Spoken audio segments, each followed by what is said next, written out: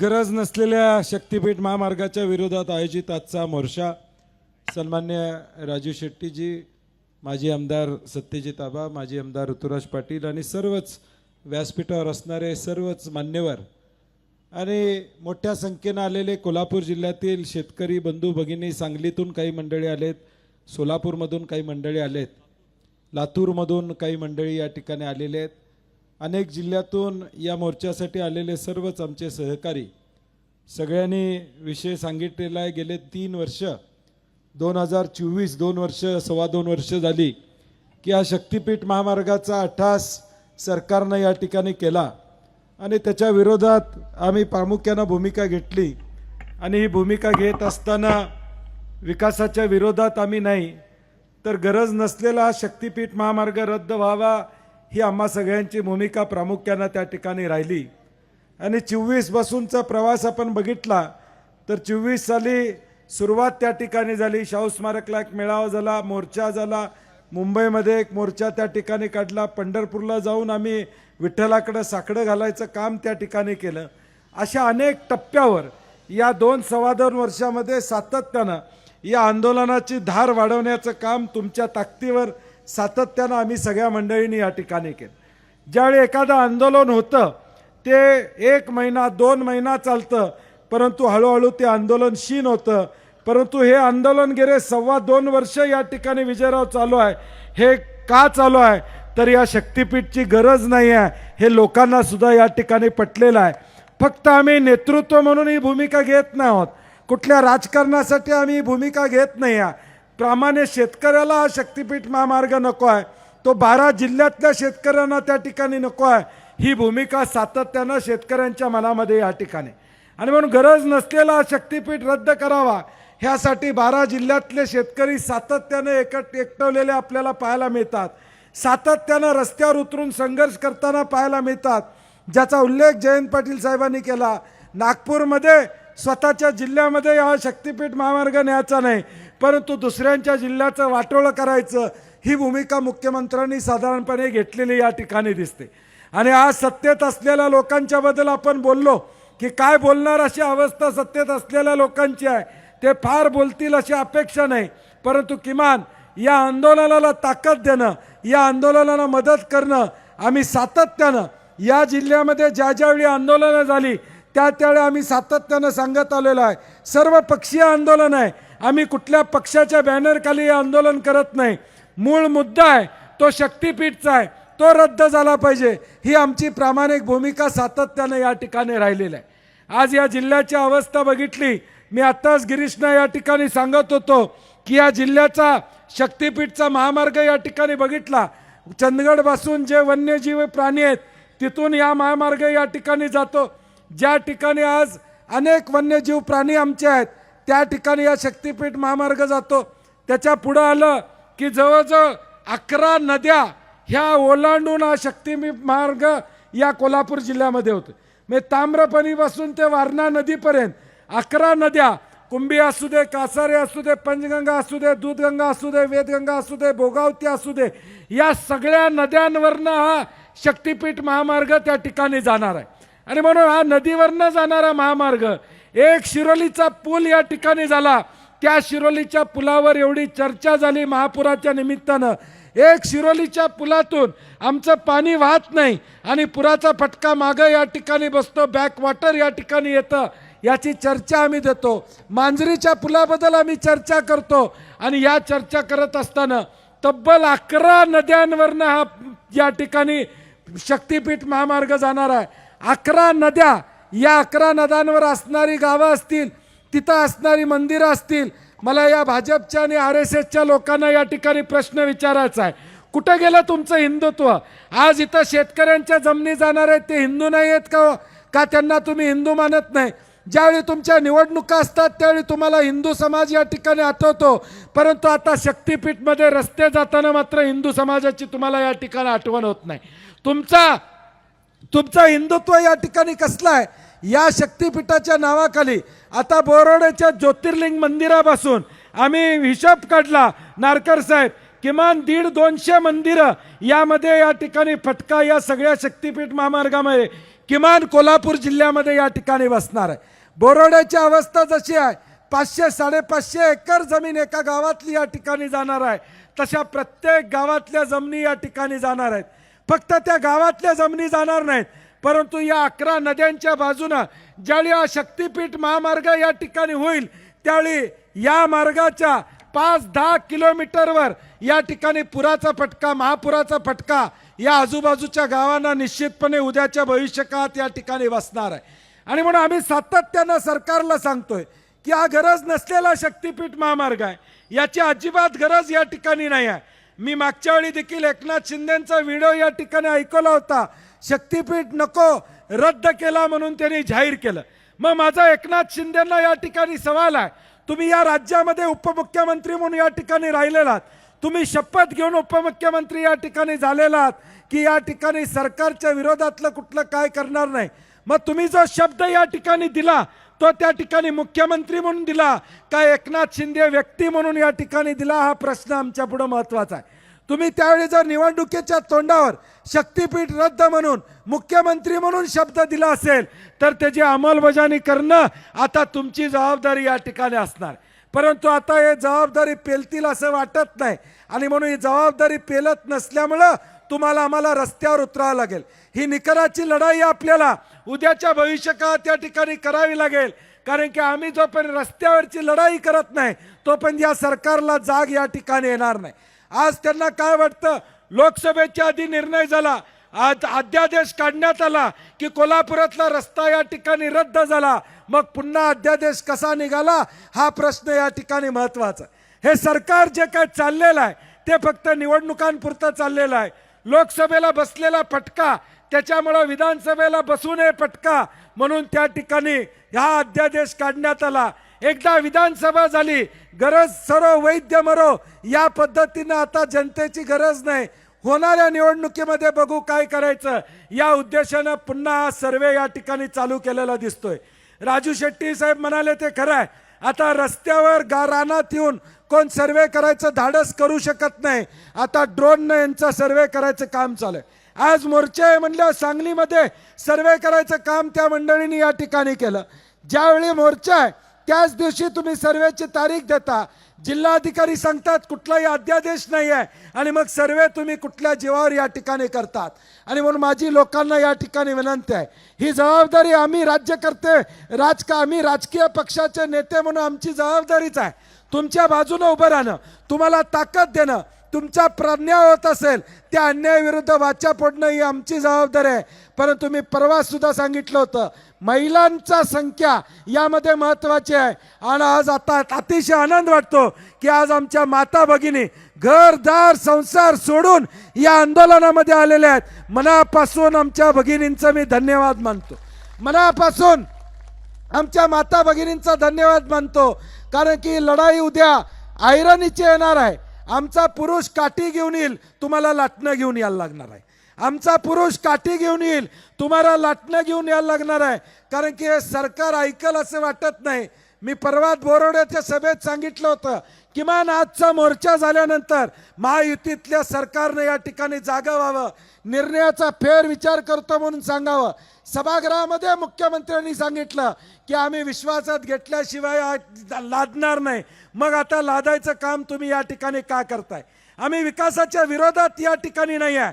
माझं जाहीर आव्हान या सरकारला आहे, ज्यावेळी 20,000 कोटी रुपये अजित पवार उपमुख्यमंत्री होते, दुर्दैवानं ते आमच्यामध्ये या ठिकाणी नाही आहेत, उपमुख्यमंत्री होते, वित्त खात्याचे उपमुख्यमंत्री होते, त्यावेळी त्यांनी फाईलवर या ठिकाणी लिहिलं हा 20,000 कोटी देणं सरकारला या ठिकाणी परवडणार नाही। हुडको करून 8.5% लोन घेतले या 20,000 कोटीचं, या जमिनी खरेदी करायसाठी 20,000 कोटीचं कर्ज हुडको करून या ठिकाणी घेतले, त्याच्यावर फाईलवर लिहिले की हे परवडणारं नाही आहे, हे कृपा करून या ठिकाणी करू नका।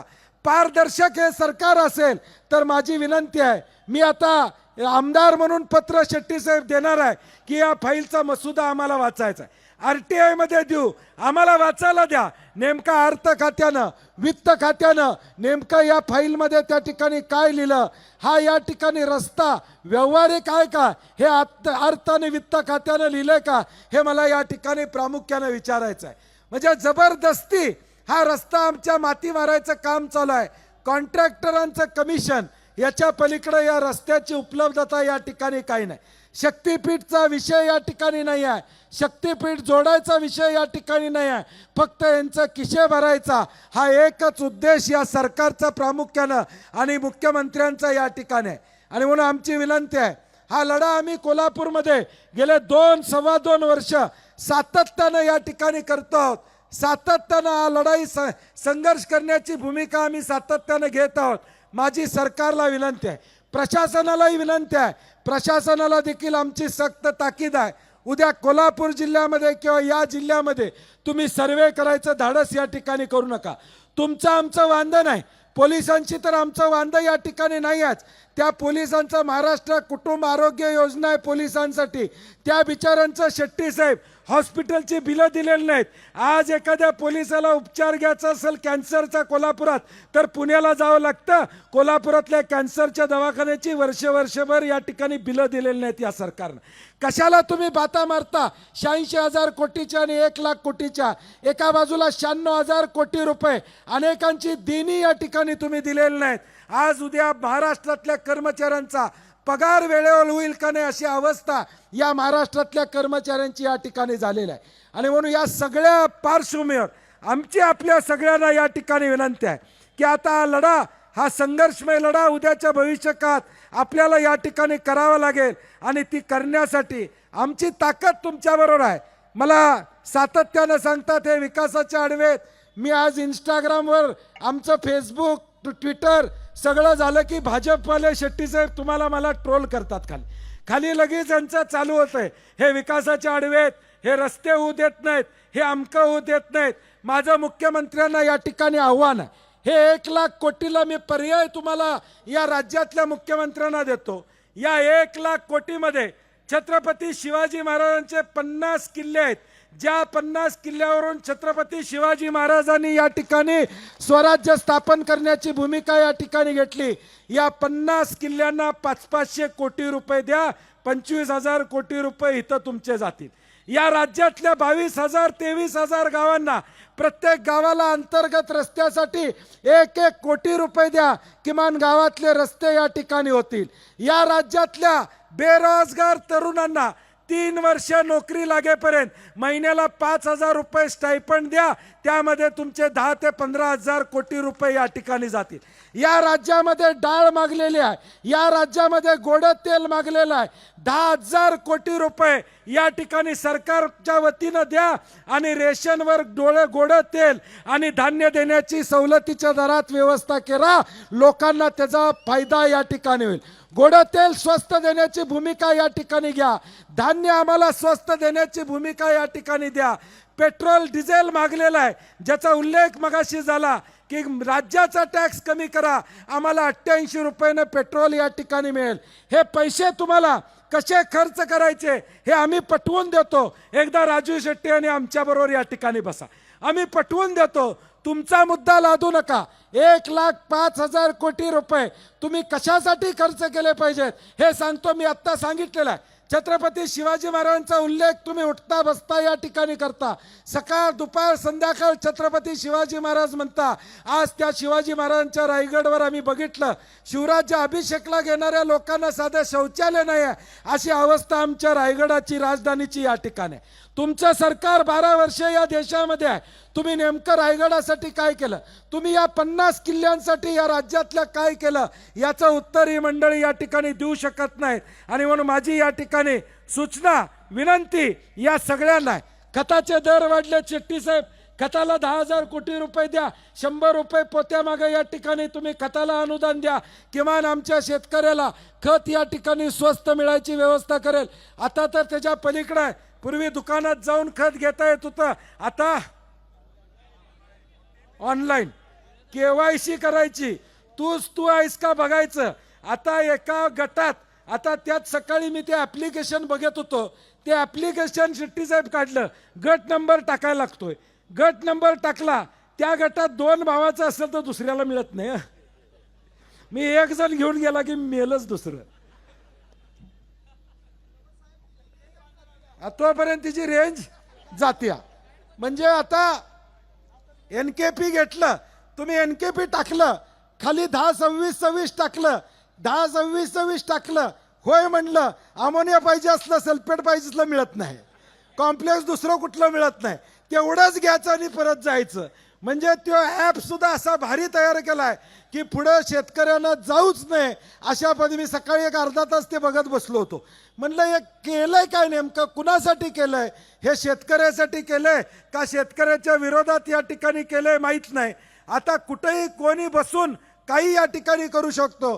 एखादा शेतकरी घरात बसून मागणी नोंदवू शकतो, ती मागणी घेऊन जाईल का नाही याचा थांगपत्ता या ठिकाणी नाही आहे. लिंकिंग बंद करायचं आहे. मग लिंकिंग बंद करायचं आहे तर युरिया बरोबर कंपन्या या ठिकाणी इतर खतं लागतात, ते तुम्ही पहिलं बंद करा. शेतकऱ्याला अडचणीत का आणता, दुकानदाराला अडचणीत या ठिकाणी तुम्ही का आणता. शेतकरी आणि दुकानदार हे अनेक वर्ष एक ऋणानुबंध या ठिकाणी राहिलेले आहेत.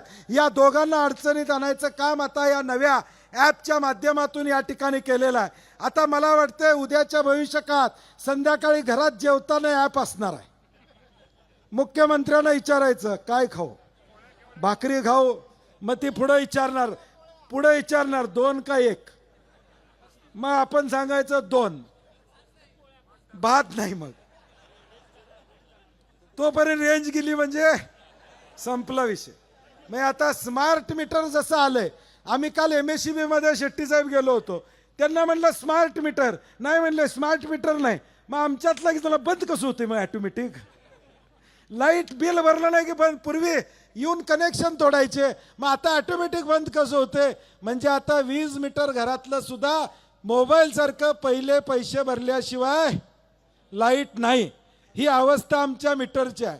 आता खतावर आल्यात, लाईटवर आल्यात, आता जेवणावर 100% येणार. लई खाल्लंसा तर या ठिकाणी देशाचं नुकसान होतंय. बचत केली पाहिजे, पेट्रोल कमी वापरलं पाहिजे, जेवण कमी जेवलं पाहिजे. आता सगळं सांगायला लागल्यात मोदी साहेब. पाणी सोनं घ्यायचं नाही. मी परवा सांगितलं भाजपच्या कार्यकर्त्यांना की सोनाराच्या दुकानाबाहेर उभा राहा आणि येणारा जाणारा नमस्कार करून सांगा सोनं घेऊ नका. काय सांगतात बघा. मग पेट्रोल पंपावर उभा राहा, पेट्रोल कमी भरा म्हणून सांगा. काय करतात बघा. महागाई वाढलेलं आहे, ही महागाई कमी करायचं काम या ठिकाणी करा. तुम्ही गोडं तेल वाढलेलं आहे, त्याला या ठिकाणी पैसे द्या. मी राजू शेट्टी साहेब हे 5 पर्याय दिलेत ना, हे 5 पर्याय आपण लेखी पत्रानं मुख्यमंत्र्यांना या ठिकाणी पाठवून देऊया नारकर साहेब की हे 5 पर्यायावर 1 लाख कोटी या ठिकाणी खर्च करा, आम्हाला हरकत नाही. गरज नसलेला हा महामार्ग आहे, अजिबात कुणाची मागणी नाही. जयंत पाटील साहेब म्हणले ते माहीत आहे. इथं बसणार आहे तुम्ही, राजू शेट्टी खासदार असताना आम्ही आमदार आहे, आम्ही येता साहेब रस्ता पाहिजे म्हणून. कोण गेलते का शक्तीपीठ या ठिकाणी मागायला? कुणी निवेदन दिलं का यांना की शक्तीपीठ आम्हाला या ठिकाणी पाहिजे? हा फक्त कॉन्ट्रॅक्टरांसाठी असलेला शक्तीपीठ महामार्ग आहे, हा शेतकऱ्यांसाठी या ठिकाणी नाही आहे. आणि म्हणून माझी आपल्या सगळ्यांना या ठिकाणी विनंती आहे की आता आपल्याला ताकदीनं ही लढाई पुढच्या काळामध्ये या ठिकाणी लढाई करावी लागेल. माझी मुख्यमंत्र्यांना सांगणं आहे, शक्तीपीठचा स्क्रिप्ट तुम्ही या ठिकाणी नागपूरमध्ये लिहिला असला तरी कोल्हापूरमध्ये हा सिनेमा फ्लॉप, 12 जिल्ह्यामध्ये हा सिनेमा फ्लॉप होणार, हे आम्ही जाहीरपणे आपल्याला या ठिकाणी सांगतो. हा तुमचा सिनेमा चालणार नाही, आम्ही चालू देणार नाही. आम्ही ताबडतोब ताकदीनं या सगळ्या लढ्यामध्ये या ठिकाणी उतरणार आहोत. आमचं काही होऊ दे, कुठलाही संघर्ष या ठिकाणी करायला लागू दे. प्रशासनाला आमची विनंती आहे, आजचा मोर्चा शांततेनं आम्ही काढलेला आहे. आम्ही पोलिसांना देखील सांगितलं आमचा आजचा मोर्चा शांततेनं आहे, आम्ही या ठिकाणी कुठलाही आगाऊपणा या ठिकाणी करणार नाही. एक रेडा आलाय त्याचं आलाय, आम्ही काय आणलेला नाही. ते बिचारा त्याचं आलाय की बाबा माझं काय होणार म्हणून. हा शेतकरी तिथं मी, तो काय आम्ही आणलेला नाही बाबा. ती कुठनं आलाय माहित नाही, पत्ता विचारा त्याचं नाव विचारा, आम्हाला काय नाही, त्याच्यावर गुन्हा दाखल करा आणि पोच करा, आमचं काय म्हणणं. परंतु आता आमची विनंती आहे, सरकारला देखील आमची विनंती आहे. आज आम्ही शांततेनं मोर्चा काढलाय, आम्ही संयमानं आत्तापर्यंत भाषणं या ठिकाणी केलेलं आहेत. आमचा संयम तोडू देऊ नका. जर मोजणीला या कोल्हापूर जिल्ह्यामध्ये या 12 जिल्ह्यामध्ये आलं तर जशास तसं उत्तर देण्याची भूमिका आमची या ठिकाणी राहील. मग भले किती संघर्ष करायला लागू दे, आम्ही या ठिकाणी गप बसणार नाही. ही भूमिका उद्याच्या काळामध्ये आम्ही घेऊ एवढी विनंती करतो. आणि माझं भाषण संपवण्यापूर्वी 2 गोष्टी मला आपल्याला या ठिकाणी सांगायच्या आहेत की आता पुढच्या महिन्याभरात आम्ही तारखा देऊ आणि या जिल्ह्यामध्ये मोटरसायकल रॅली शेट्टी साहेब आपण गावागावामध्ये जाऊन करूया. मोटरसायकलनं प्रत्येक गावामध्ये जाऊन आम्ही या प्रबोधनं या ठिकाणी करूया. दुसरं एक काम माझं सगळ्या गावातल्या लोकांना विनंती आहे की उद्या संध्याकाळपर्यंत जे बाधित गावं आहेत, आजूबाजूची गावं आहेत, त्या सगळ्या गावांमध्ये गरज नसलेला शक्तीपीठ रद्द करा, मोजणी या गावात होणार नाही असा डिजिटल बोर्ड लावायचा. जमल का? सगळ्यांनी डिजिटल बोर्ड प्रत्येक गावात लावायचा. आणि आमचं आंदोलन, उद्याची दिशा, उद्याचं आंदोलन, उद्या भविष्यकाळात काय होणार आहे याची माहिती तुम्हाला तंतोतंत मिळण्यासाठी एक नंबर मी जाहीर करतो, त्याच्यावर मिस्ड कॉल द्या आणि या 12 जिल्ह्यातलं आंदोलन जे काय चाललेलं आहे त्याची माहिती मिळेल. उद्या तुम्हाला काय अडचणी आल्या त्या आमच्याकडे पोचवा. नंबर लिहून घ्या 89 55 44 55 99.